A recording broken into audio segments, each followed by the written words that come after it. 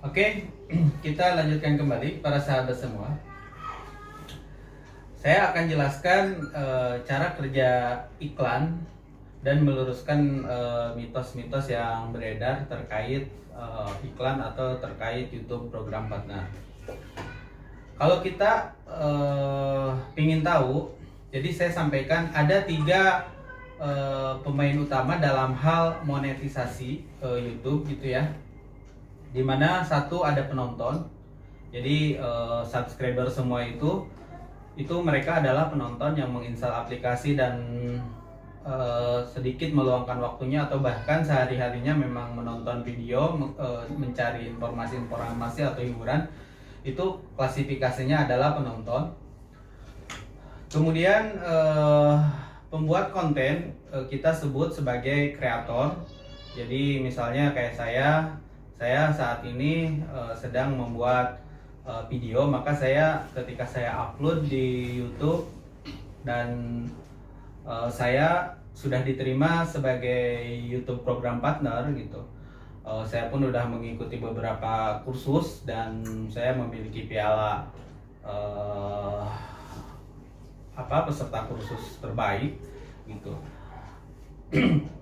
Saya terkategori kreator. Nah, saat ini saya sedang membuat konten atau video, maka saya disebut kreator. Saya tidak sedang iklan ya, meski kebetulan ini kantor toko kurma, tapi saya sulap menjadi kreator studio saya. Jadi di sini memang ada tempat istirahat, ada tempat ngopi, ada meja kerja, editing video, audio, kemudian ada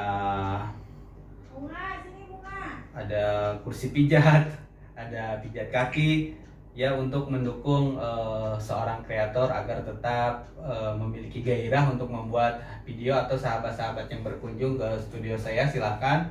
Saya ada di Indonesia, di Tangerang, di Banten, di sebelah barat Indonesia. Jadi bagi sahabat yang mau berkunjung, silahkan, saya terima dengan lapang.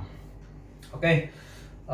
Ada 3 tadi. Yang pertama adalah penonton, yang kedua adalah kreator, dan yang ketiga adalah pengiklan. Dari sudut pandang penonton, kami akan jelaskan bahwa dari sudut pandang penonton tentunya YouTube berharap menjadi tempat terbaik untuk para penonton dalam rangka memenuhi apakah itu hiburan, memenuhi kebutuhan informasi, baik itu ilmu pengetahuan ataupun info-info negara-negara, jalan-jalan, tempat-tempat wisata dan lain sebagainya. YouTube ingin menjadi tempat terbaik yang dikunjungi, dalam hal ini di dalam online ya, di dalam media yang terbaik. Harapan YouTube seperti itu, tentunya buat para penonton. Untuk apa? Untuk menemukan dan menikmati konten-konten yang menghibur gitu. Kemudian dari sudut pandang kreator, dari sudut pandang misalnya saya ingin, tentunya dari sudut pandang kreator ingin menjadi platform yang optimal. Artinya kita punya video, kita ada kepuasan bahwa video kita itu ditonton, bahkan misalnya mendatangkan manfaat buat para viewernya, buat para penontonnya. Nah itu bagi para kreator itu suatu hal yang membanggakan.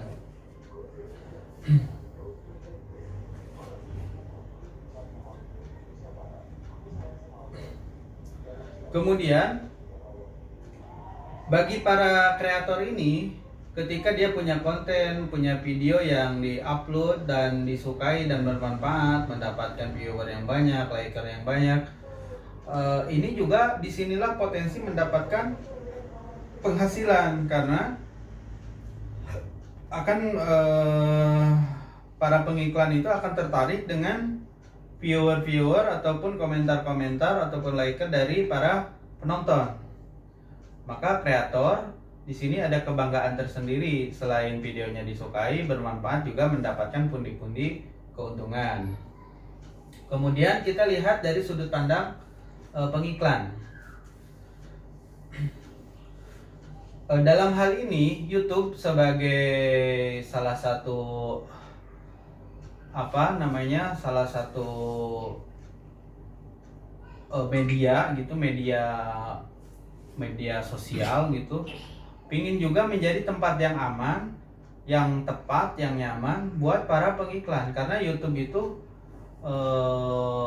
memang di satu grup dengan Google ya, jadi YouTube itu memang punya Google, menjadi tempat yang aman tentunya, dan mencari para pelanggan. Jadi iklan-iklan yang masuk ke Google tersebut diiklanin, salah satunya misalnya di YouTube ya memilih video-video mana yang mengikuti dan layak untuk dipasang iklan. Disinilah dari sudut pandang para pengiklan, YouTube ingin menjadikan video-video tersebut menjadi tempat iklan yang aman gitu, yang aman, yang tepat untuk menjangkau penonton dan sasaran-sasaran yang tepat. Contoh misalnya mengiklankan banyak lah, misalnya mengiklankan produk-produk misalnya susu atau kosmetik ataupun jasa ataupun apa, semua iklan-iklan itu menjadi kena sasaran gitu, sesuai target, karena YouTube tahu siapa-siapa yang YouTube punya data bahwa yang nonton ini usia berapa, di negara mana, laki-laki apa perempuan, tentang usia berapa berdasarkan channel YouTube yang dibuat tadi gitu. Sehingga iklan-iklan yang ditayangkan di konten-konten tersebut akan lebih tepat sasaran gitu, seperti itu.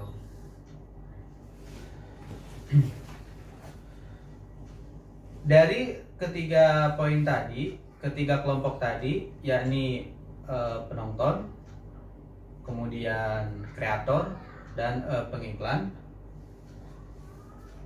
sebenarnya ini semuanya kerjasama dan dikelola oleh YouTube itu sendiri. Jadi YouTube mengelola kreator, mengelola penonton, mengelola pengiklan menjadi satu kesatuan yang saling mendukung gitu, saling menjangkau target dan sasarannya gitu. Disitulah sebagai kreator mendapatkan keuntungannya. Mungkin sampai sini dulu. Barangkali ada yang bertanya terkait YouTube ini, silahkan tulis di komentar, nanti saya akan jawab semampunya. Atau ada masukan misalnya apa gitu, silahkan tulis di komentar. Jangan lupa like and subscribe video ini agar semakin semangat, semakin bermanfaat, semakin memberikan dampak positif baik buat saya sebagai kreator untuk membangun channel saya, juga buat Anda yang bertanya-tanya terbantu dengan informasi ini, atau mungkin malah terdorong untuk menjadi kreator yang tadinya penonton ingin menjadi kreator. Oke, kita tunggu kehadirannya, channelnya bangun dari sekarang, datangkan konten-konten yang positif, dan kita harus bisa membangun, karena siapapun dia yang akan bertahan atau berkembang adalah orang yang mampu beradaptasi dengan hal-hal yang baru, selagi itu positif, baik, kemudian memulai dari nol, tidak perlu malu, dan raih targetnya ya. Punya target A, targetnya harus diraih. Oke, selamat malam minggu. Terima kasih.